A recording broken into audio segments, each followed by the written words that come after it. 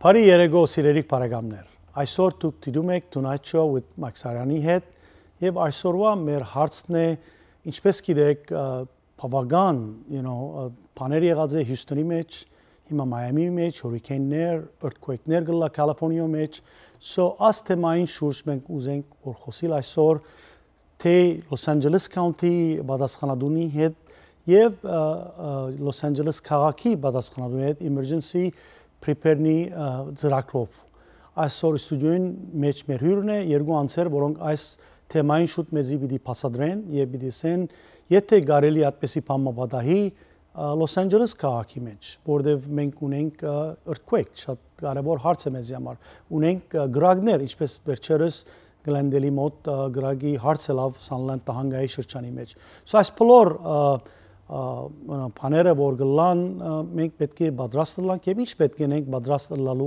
համար։ Գաս տատրեմ հետ պիտի կանք եւ պիտի զրուցենք այս երկու պատասխանատուներու հետ։ Հաղորդման հովանավոր Dignity Health Glendale Memorial Hospital։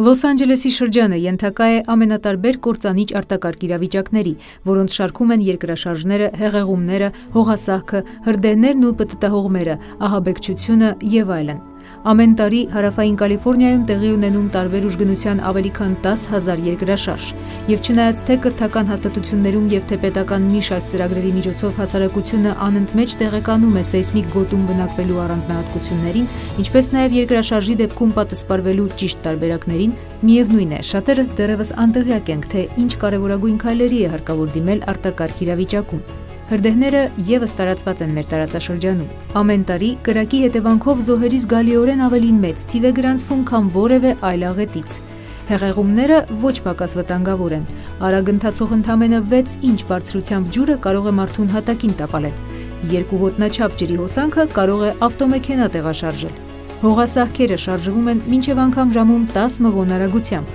Դրանց պատճառած վնասը Միացյալ Նահանգներում տարեկան ավելի քան 4 միլիարդ դոլար է կազմում։ Բնության ավերիչ անակնկալներին մեր օրերում դժբախտաբար գումարվում են նաև մարդկային հանցավոր գործողությունները։ Ահաբեկչական հարձակման դեպքում ճիշտ կողմնորոշվելու եւ անվտանգ մնալու հմտություններին տիրապետելու ունակությունը այսօր անհրաժեշտություն է դարձել։ Ինչպես կազմել արտակարգ իրավիճակների ընտանեկան ծրագիր, ինչ առաջին անհրաժեշտության պարագաներ է հարկավոր ունենալ տանը եւ ավտոմեքենայում, ինչպես կապ հաստատել փրկարար ջոկատների հետ հեռախոսային կապի խափանման դեպքում եւ ինչպես ավելի արդյունավետ պատրաստվել աղետներին համայնքային ծրագրերի միջոցով։ Այս ամենի մասին մեր այսօրվա հաղորդման ընթացքում։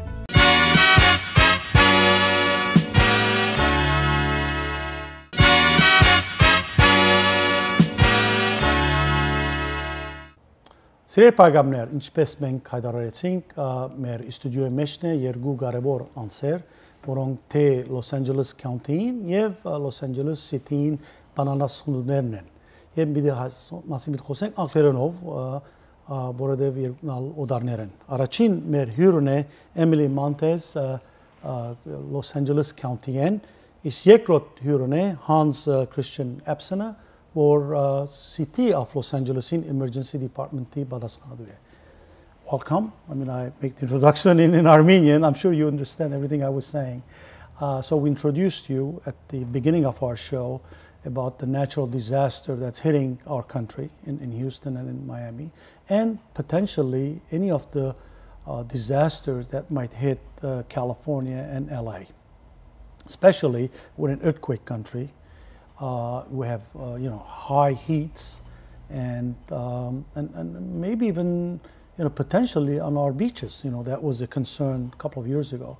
So how do you describe these potential events may happen here, or what type of steps the county, first I want to ask the county, because that's a larger area, is prepared, Emily, for these disasters?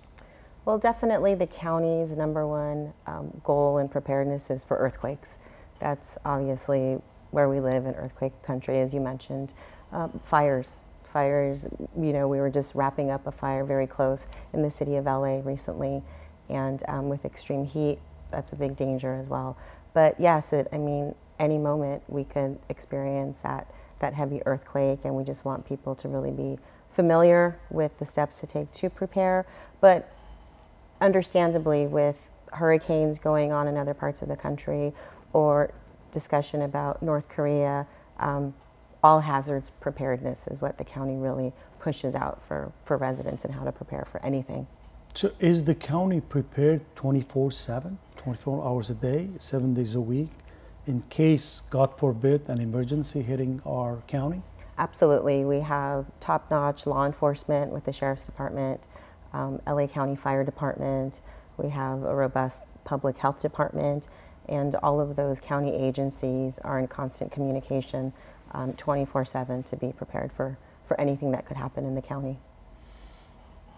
Let's talk about earthquake first. Sure. How much preparation you can do, because you never know. You never know when it's going to hit. I mean, it could hit any moment. We have no advance warning for an earthquake. Unfortunately, no, we don't. Not like a weather situation with a hurricane or tornadoes, but that's the importance of always being prepared. Having supplies at home, enough for 7 to 10 days, having an emergency plan. If you have a family or if you have elderly population in your home that you care for, it's that much more important to have a plan and be aware of whatever city you live in, your surrounding neighborhood, what's around. Maybe you have a CERT team, community emergency response team, that could help you in your neighborhood. All of those things you should always have. During the Northridge earthquake, I lived in Northridge. I mean, that was my home in the valley, and it was absolutely no way you can communicate. I mean, all the communication was shut off. I mean, how do you communicate with your loved ones, your family, your siblings if they live in a different city or different locations? Right. You should always have a place to meet up, a meeting point. Mm-hmm. If you have family that's out of the area, out of state, have their numbers on hand. And if your cell phone is working, if the internet is available. With Northridge, the communication systems weren't as robust. So hopefully those are things that you can take advantage of if you need to communicate with someone. But definitely have a communications plan and map that out now. Christian, how's the city will be different in a situation, a major earthquake like that hits LA, let's say 7 in a Richter scale, let's say. How the city will deal with this besides the county resources that we have? It's funny you mentioned Northridge. I actually lived in Woodland Hills at the time when we had... We were neighbors. We were neighbors, and we experienced some very violent shaking. For the city, we're one of the 88 cities of the county, so we really obviously take our preparedness as seriously as the county does. For communications, one of the things that we do look for, Emily mentioned social media. Right. So Facebook is a real good way for folks, or even a text a group where you can text your family members, because internet may be down, cell phones may be down, but texting is something that has been pretty reliant. The internet through Facebook. I think Skype is another way that we see in Haiti for the tragic earthquake we had several years ago. They were using Skype to communicate between one location to another. Absolutely, with family members and so forth. The internet is more resilient than people think. And like Emily mentioned, back in 1994 when Northridge hit, we didn't have all these, we had landlines, and that's something I still... It wasn't working. I mean, I picked up the phone, there was no phone. Yeah. And so if you absolutely can't contact anybody, you have that out of state where they say the local lines may not be working, but the gathering place is going to be critical. If people are close by together, hey, I know at that certain park, that's what we're supposed to be. So it's a difficult thing. Anytime we have any large disaster, whether it's here in the United States, I've been to South America and done incident recap of incidents, like in Chile. There were a large earthquake. Cellular definitely went down, but one of the things that we're looking at now is satellite technology. So for us as responders, all our key general managers, the chief of police, the fire chief, they all have satellite phones, portable phones. Our center, our emergency operations center, has satellite phone capabilities that we... So both the city and the county will be able to communicate in a natural disaster or even man-made disaster, like a terrorist attack. How do you communicate? Is it just this major disruption in the system? Yeah, well, we mentioned satellite. Satellite seems to be very resilient. The best and most efficient way to communicate is amateur radio. And I know people don't use that a lot, but the county has a great, robust system with amateur radio. The city as well through our fire department, and that's tied into that CERT program that we talked about, the Community Emergency Response Team. And if there's an audience, anybody out there interested in training up to become a little more knowledgeable about disasters, we highly recommend CERT, which is C-E-R-T. And if you just Google that, no matter what city you live in within our county, you're going to have some kind of CERT component. So they're tied in with the amateur radio program, and they report directly to the fire stations and start communicating with our center. So our audience should know about the system. When the systems go down, they can use, you said they can use it themselves, or the city and the county is going to use the systems? Well, is it the amateur, available to, the amateur system? Is that the one you're speaking about? Right, exactly. That's available. Anybody out there that's interested, there's all sorts of programs. If they just Google it, amateur radio, they can get a license, they can get their own equipment. And if they're really into it, they can be an operator just like anybody else and get licensed and so forth. One of the key issues at the time, and as I remember, a lot of gas stations in the valley were shut down. There was no power. So you can't put fuel in your car. And since you don't have the gas, you couldn't travel anywhere. There was no public transportation, it was shut down. How do you prepare for that? I mean, how do you get gas, let's say, in an emergency situation? Well, one of the things that we do recommend for part of your preparedness is anytime you get below a half tank, go in and fill it up. Right. I know sometimes it's because hard. sometimes I have people on the freeway when they're out of gas, and the AAA is bringing gas. I say, wow, you're right, you should have it at least half tank. Yeah, that's a recommendation, fill it up. For the city, we understand those issues as far as fueling. I mean, we have to think about emergency response vehicles. Right. Fire trucks, all these equipment needs gas.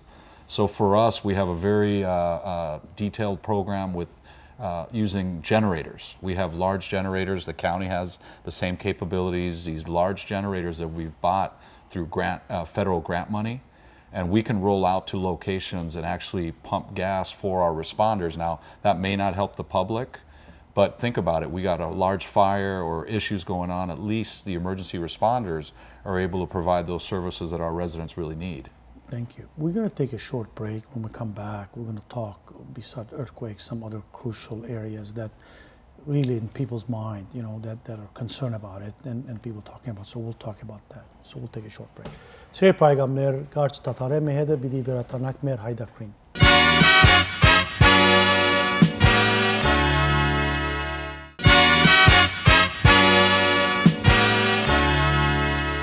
Սիրելի պայգամներ, մենք զրուցում ենք շատ կարևոր հարցի մասին, որ բոլորիս մտահոգություն կպատճառի ադալ earthquake կամ գրագները եւ ինչու՞ չէ հուրիքենները, որ եղան Հյուսթոնի մեջ եւ Աշշապատ բիդլլա մայն մեջ։ Մեր ստուդիոն է երկու կարևոր պատասխանատուներ, թե City of Los Angeles-ից եւ County-ից խոսելու ասմասին։ Just before the break, we touched base on fuel and other necessities that people need in their daily lives. Can either one of you discuss what people need to do at home? I mean, what I'm supposed to do, let's say, in an emergency situation, maybe is the best thing to say is you need to have certain things in your house. Maybe let's start with that, Emily. Sure. What do you recommend? What does the county recommends for average household, let's say, to have available all the time?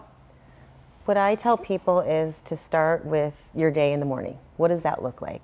Do you take medication? Are there prescription glasses that you need?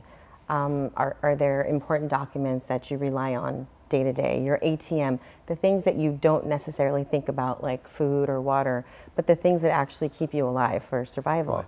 Right. Have extra prescriptions, have small bills. Instead of 20s or 100s, have 1s and 5s. Have extra copies of your driver's license. Prescriptions, things like that, that people don't necessarily come to mind when they're thinking about planning, but the day-to-day things that you won't have access to that are really important to get by. Have extra, basically, personal toiletries. I mean, the comfortable shoes. Maybe someone needs a walker, or those other items just to get by. Definitely think about those things. What about water? Should we have, 10 gallons of fresh water at home? Or 7 to 10 days worth. 7 to 10 days Right. supply of water. Supply. I mean, so if you live alone, you might know what that looks like. But if you're a family of 5 or 6, that's a lot of water. All water you would need Right. Yeah, the normal recommendation is about a gallon per person per day. per day. So if you have a household, like Emily said, one, obviously you'd have for 10 days 10 gallons 10 of water. gallons. Remember, water does spoil unless there's a lot of supply stores out there, survival type, that have some that are 5, 10 years. I've seen 50-year recently now they too. have 50 years. 50 year, yeah, yes. yeah. Wow. So if, again, the audience out there can Google a lot of this stuff, but if you just have regular water, then they just recommend rotating it. Usually every 6 months you want to keep a fresh supply of water. And keep in mind that if we have that earthquake, it's going to happen quickly. All the things that Emily talked about, it's going to be very hard to gather that. So if you're out there watching the show, we really want you to take that action today and have a basic plan, how to communicate, the basic things that you mentioned. You also realize that you have a lot of things in your home, like your water heater. Let's say you didn't have any water. Water heater has, some of them, 40, 50 gallons of water. You can use that. What if you have tankless water heater? So it's just That's a problem. It's a problem. You need to get rid of that. But yeah, there's a lot of things that your house has naturally, but my recommendation is to have something ahead of time. And don't forget, you and I talked about traffic in Los Angeles. Right. A lot of us are in cars. So what if this thing happens while you're in a vehicle? What do you have in your car? I always talk about the scenario, you're driving to Las Vegas, your car breaks down, nobody's stopping. Do you have any water at least? Do you have any basic necessities? Very easy to gather and have something in your vehicle or even your workplace.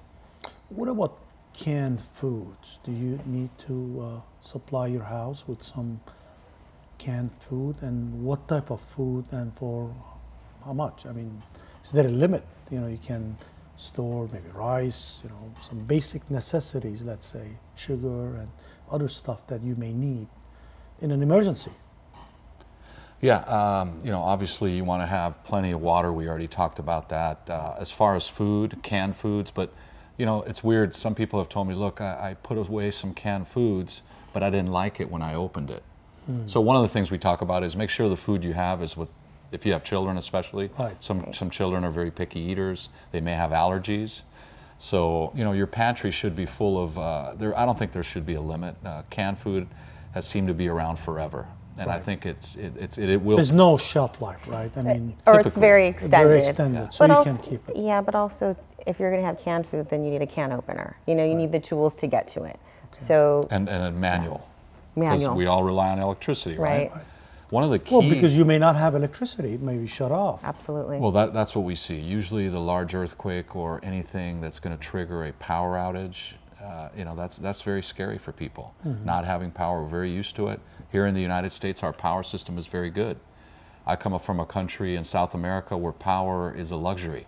It goes out a lot, so people are used to having flashlights and things like that. We get very comfortable in our area. Lanterns, Exactly. Candles, I know, like my wife recently picked up a great lantern at a Goodwill store. She bought it for $4, and it can light up a whole room. So right. we're challenged economically. People say, I can't afford that, but really people can find things, find good deals anywhere, really. So you just have to be motivated, really. Right. Now, during the recent fires, I mean, these are mandatory evacuation. You come to someone's house and say, you need to leave now. I mean, what can you take with you? I mean, if that, God forbid, happens to me, what do I take with me? I mean, because you have to leave immediately because the fire is coming. And most people's tendency are, I'm going to stay because this is my house. I want to protect my home, basically. So, and the police comes and says, you have to leave now. So, what do you do?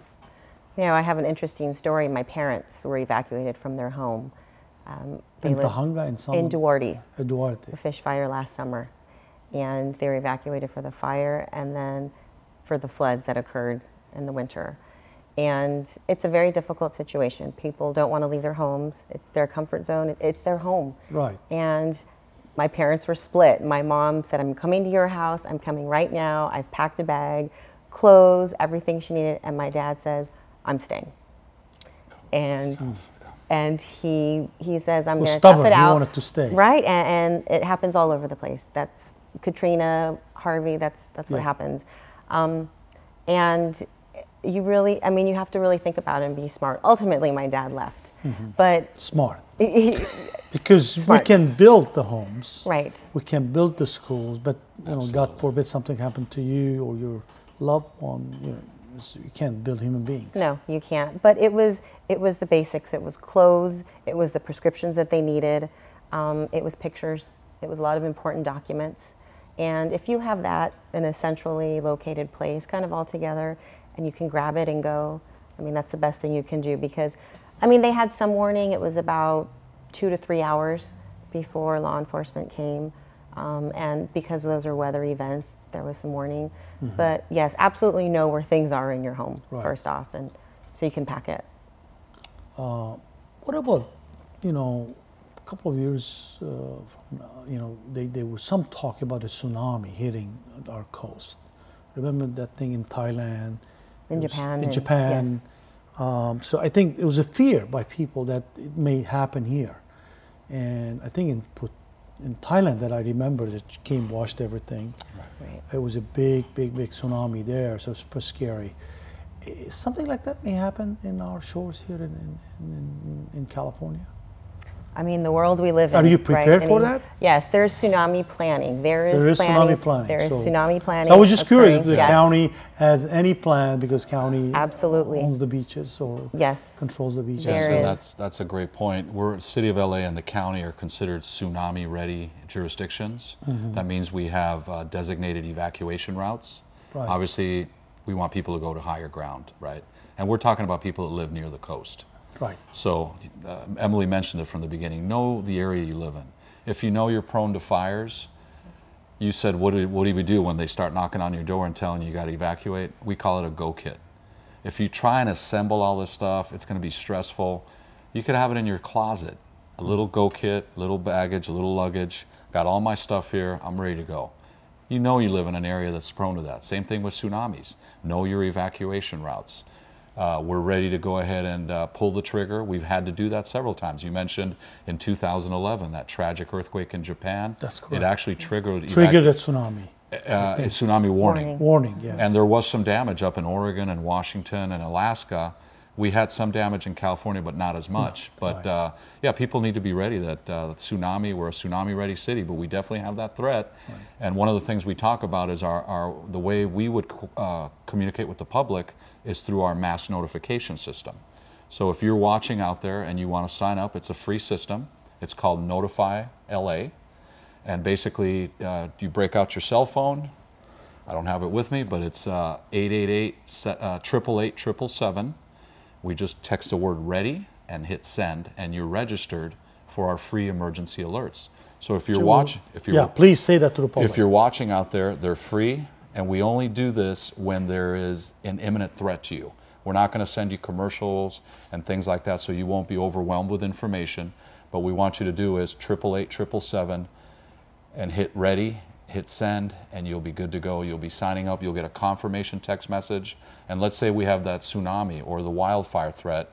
Through our center, our Emergency Operations Center in downtown LA, we have the capability to hit these registered folks out there with a message that says, look, we got a tsunami threat, we got a wildfire, whatever that is, we're going to message you, and that could save your life and obviously your family and your neighbors. When we come back from our break, I want to discuss man-made issues like terrorism or other big events that, I mean, thank God, so far LA been spared, but as a county and city, are we prepared for that? So we'll be right back.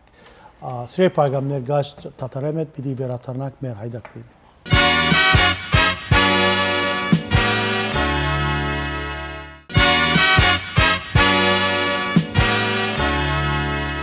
Սիրելի պայգամներ, մեր այսօրվա թեման է, Los Angeles County եւ Los Angeles City-ի emergency preparedness, որտեղ այս կարևոր հարց է մեր քաղաքին համար եւ ինչպես կտեսնենք Ամերիկայի թե Հյուսթոնի թե Մայամի մեջ աս վտանգավոր գացությունները կան եւ ինչ պատրաստ ենք մենք Los Angeles-ի մեջ.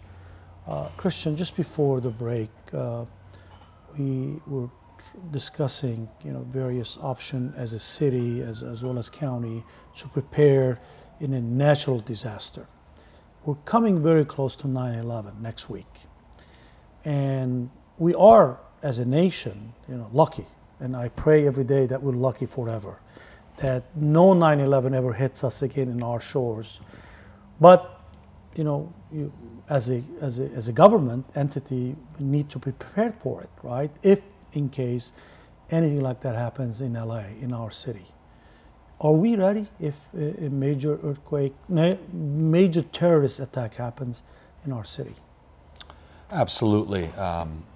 One of the things about Los Angeles Police Department, Emily has the Sheriff's Department, they have some of the best counterterrorism groups in the world. Our government pours a lot of money into that, and what that allows us to do is monitor information, intelligence, and we've been able to infiltrate cells and things like that. So from a public safety perspective, we're doing that piece. Response. You do it in conjunction with the FBI and the federal government, yeah, right? There's a group called the Joint Regional Intelligence Center.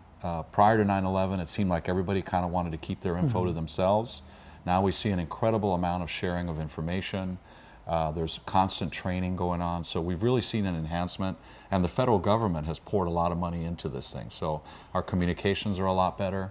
So to respond to one, I think will be good, but we also want to talk about the public's role in this, right? Right. We've heard of so many threats, and the incident in Times Square where a person was curious about a certain vehicle that looked suspicious. Well, that vehicle was full of explosives, and that person actually called law enforcement, and they were able to stop this thing. So we can't be everywhere, but the residents are out there looking around, and if they see anything suspicious, remember, we got to call that in. We got to call that in. It's that see something, say something, LAPD. That's what Obama said. Absolutely. And if we you really see something, call us. Exactly. Let us know. So we really want to work closely with the public, but it's a tough scenario. A lot of things are going to happen.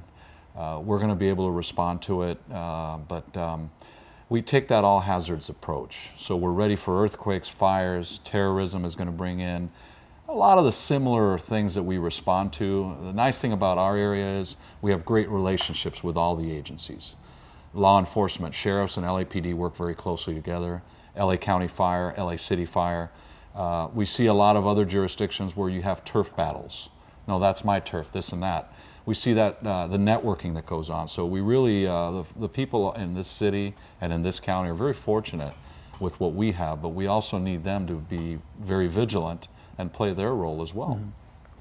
What about the county? A great example was with Orlando, going on about 16 months now, I think. Right. And that same weekend, we had the Pride event in West Hollywood, and there was that suspicious car. Yeah, same time. Same thing. Someone saw something, they said something.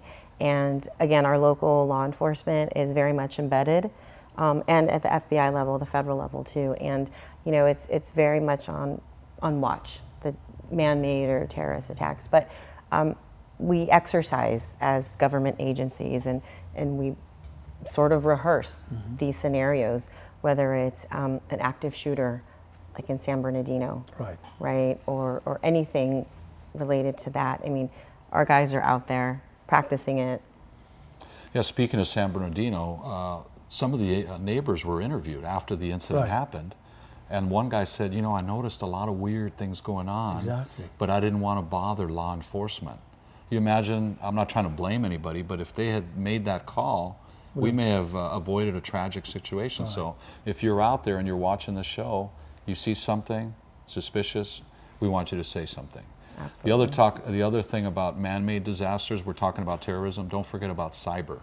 Oh, cyber, yes. Cyber, I don't know if you heard, it happened to our business, healthcare. We were attacked by some foreign entity, I guess, on our computer system, and we were shut down, and they demanded ransom. Yeah, and I don't know if you heard, on the way here, there was a huge breach, 145 million. From Equifax. So they have social security numbers, they have... That's a major breach, that's half the population. It's the largest ever discovered. 147 million out of 300 million people. That's half the population of the United States. Yeah, and they have the ability, I mean, we've heard about the ability, they could shut down power, they could affect, metro, airplanes. I mean, cyber is How a huge... do I protect myself? How do I protect my bank account? How do I protect my social security number, my credit cards, and then cyber attack like that? I mean, you're hopeless. Well, you do... Hopeless. Well, you're relying on the companies to have good protections, but anytime you're in the internet, and we all making our payments through the internet now, right? Right. Nobody mails them anymore, but guess what? That does open up and exposes us.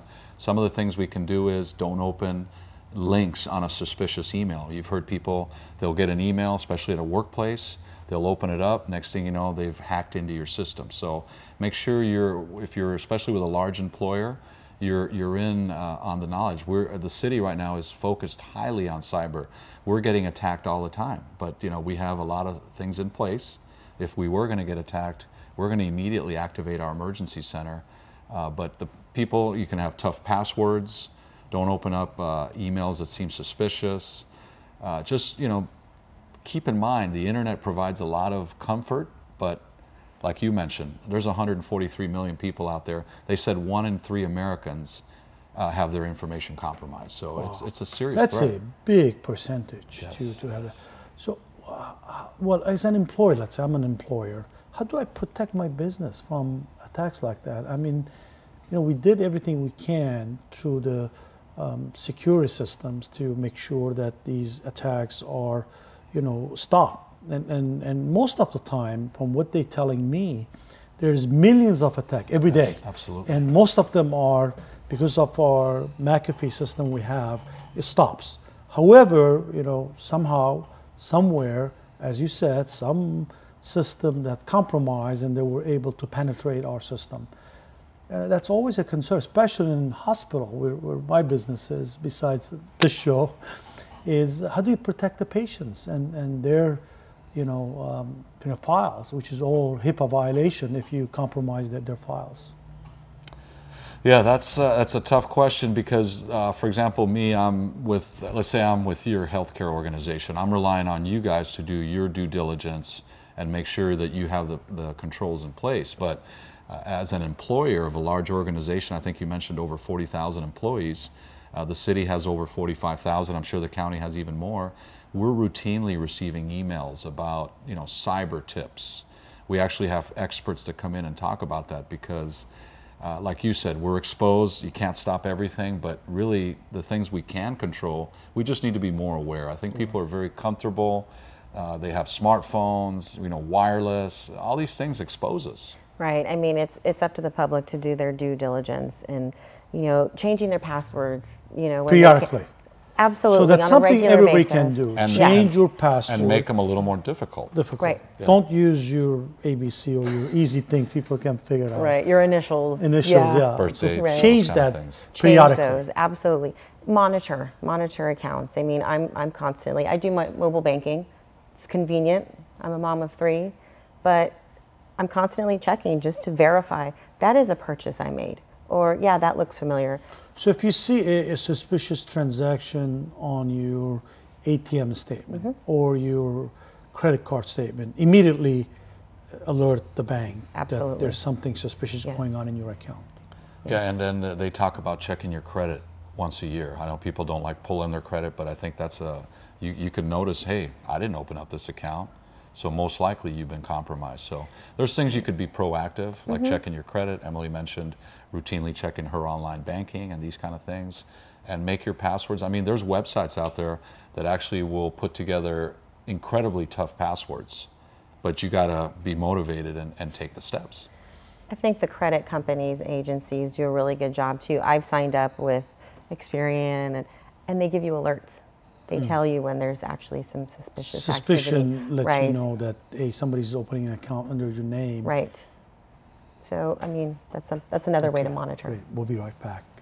Սեր պայգամներ գաչ տատարեմի հետո պիտի վերաթարնանք մեր հարցազրույցին։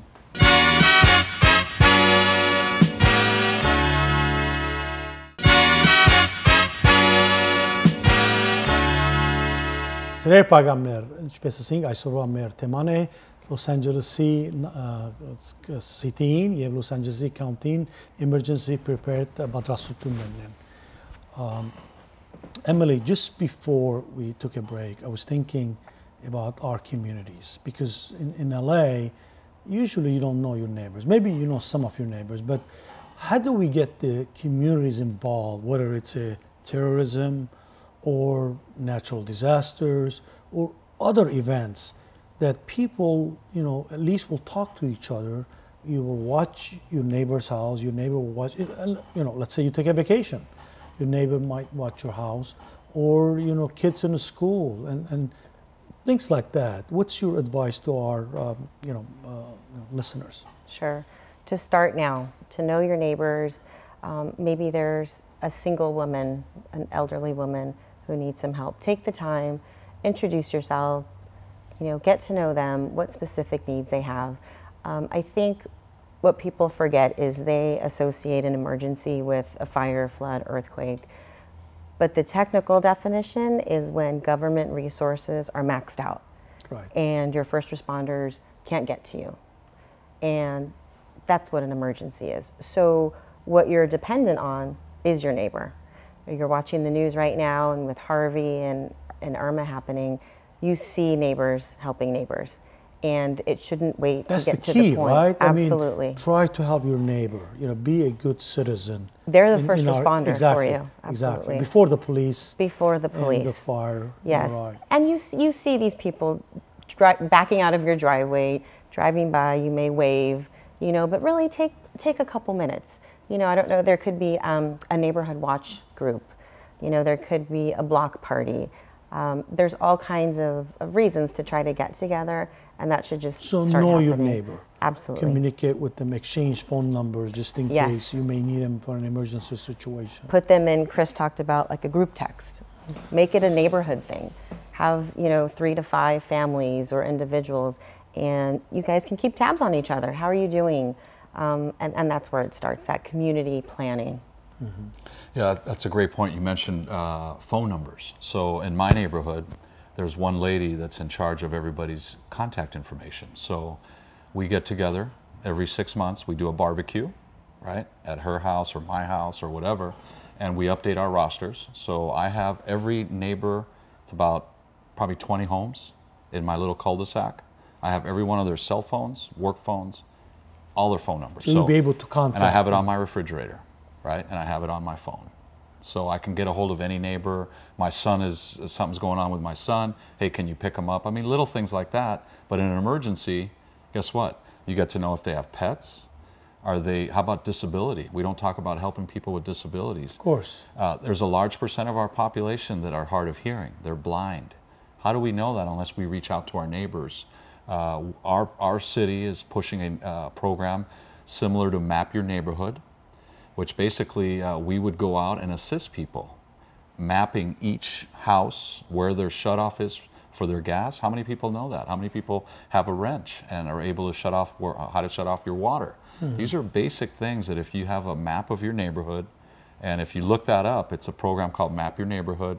We're developing. Or your own house. I mean, you need to know where the gas absolutely. is. And if you where don't the water know that, is. but your neighbor doesn't know it either, you can be that motivator that gets them. So in essence, what we're trying to do is get every neighborhood mapped out so they know each other, they know how to shut off. Like you said, maybe they went on vacation, there's an earthquake, we can take care of that. So these are really things that you have control of. It's not expensive. You just got to step out of your comfort zone and open to your neighbor's your neighbor. Sure, you got to course. take care of them. Unless they're suspicious, in that case, you report them. But Okay. yeah, we've seen that in Harvey, just incredible stories of people helping each other. I mean, that's where America is all about, right? I mean, Absolutely. We will help each other. We will less fortunate. They need help, emergency situations. I mean, that's where your neighbors and communities come together, and you should be very proud of that. The last point I want to discuss is, you can prepare, and you maybe over-prepare. You could never over-prepare for a situation like this, but let's say you did, and God forbid, a major disaster hit you. What is the first thing you do?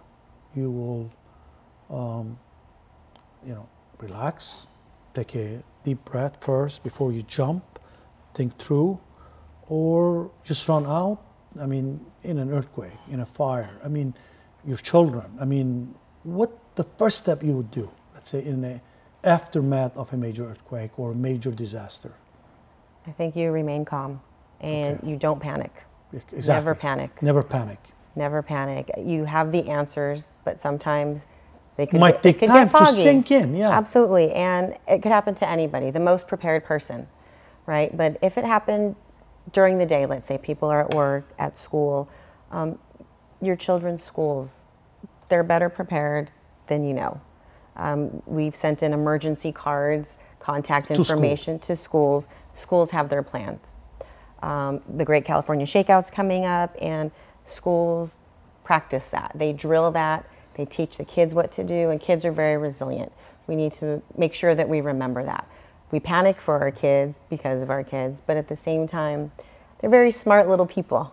So if they're at school, they're safe. You know, just get your bearings down, think about how you've planned for an event, and follow it. And I think the answers, they come to you. Mm-hmm. One thing we never discuss in our show is, maybe it's unthinkable, but maybe not, is the threat from North Korea. Because North Korea, I know we're moving into politics or international affairs, but it's threatening is going to come out with this long-range missiles, ICBMs, that can hit, they threaten to hit Guam. What if that hits California, let's say?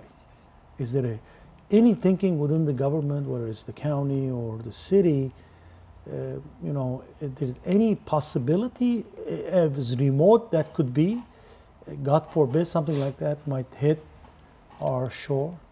Yeah, absolutely. And what are we going to do if that happens? I mean, we would know, we'll have a warning that's this thing is flying up in the air. Yeah, number one, we don't think in government, especially in emergency business, we don't say, oh, well, that's not going to happen. So we always think worst case scenario. So let's say it happened. And by the way, the public is calling our phones, I'm sure your phones. Yes. People want to know, where are the bomb shelters? What do we do if this thing hits? So just so people understand, there are no bomb shelters. Okay, there's no, how are you going to shelter 4.5 million people? It's impossible. So some of the messaging we'd like to say is stay indoors, what we call shelter in place, right? So if you don't know what that is, look it up, shelter in place. By the way, our website, readyla.org, has information on all that. And if you like social media, we're on twitter.com, readyla, facebook.com, readyla.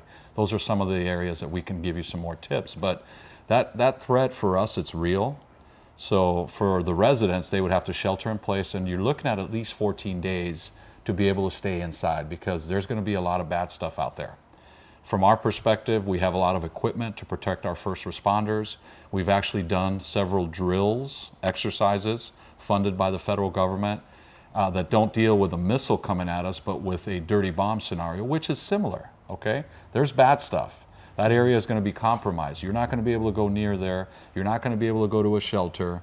You're going to have to hunker down, and hopefully you have a lot of supplies, but basically we're recommending you stay in. And we take that as a real threat. And so we're hoping that people will too as well. Any last thoughts to our public? Yes, and within the county, we have lacounty.gov, and you could look under emergency, and there's planning guides, and we actually have different threats listed, and depending on what you're interested in, there's a lot available to you. You can see fault maps, you can see, you know, lists for critical preparedness items. There's so much information, tool guides, planning guides that can help you. Same with the City of LA. Just become familiar with what's out there and what your needs are. Just inform yourself. Absolutely. Information for pets. We haven't talked about pets, but planning for pets, for children, for people with access and functional needs. All of that information is out there, and just tap into it. There's a lot of resources that the local governments provide. Christian, any last thoughts? I know Emily is, obviously she knows there's a lot of info. Some of the feedback we get, it's so much info, I don't know where to start. So for us, start with a basic family plan. How do we communicate? Where are we going to meet? What supplies should I have? You mentioned fires, you mentioned earthquakes. The family emergency plan is going to be your basic component. Now let's say you have that in place. Well, I want to volunteer, or I want more information. Maybe you join a CERT team or a neighborhood watch team. So to me, it's a step approach. If you try and do everything all at once, it can be very, very overwhelming. So small steps that make progress. Ultimately, you want to be the best prepared resident or neighbor. And if you notice that your neighbors aren't doing it, I mean, some people have contractors, doctors that live within their own area. They don't even know it. A lot of resources that if fire or police or the emergency responders can't get to you, you could actually survive very well, and we've seen it. But take that first step and take a risk and get involved. Great. Thank you so much, Emily. Thank you. Thank you so much for very helpful, at least for me and our audience, to know, that, just stay calm, as you indicated, and just be prepared, and hopefully nothing serious will happen to you and your family, right? That's our prayer. That's what we for all everybody in LA and California. Thank you so much. Սիրելի պայգամներ, այս օրվա մեր հայդակիրը վերջացավ, այս մենք խոսեցանք պատրաստության մասին անգլերենով, եւ պետք է յուրաքանչյուր ընտանիք իր պատրաստակամությունը հայտնի, որ պատրաստը լա, երբ որ earthquake-ը կամ գրակ կամ terrorism բամը հայտնի իրենց կողմերը իրենք պատրաստ են, ապահով գլակ եւ այսպես բաներ չբադահեր մեր կաղութին մեջ. Thank you. Գիշեր բարի. Հաղորդման հովանավոր Dignity Health Glendale Memorial Hospital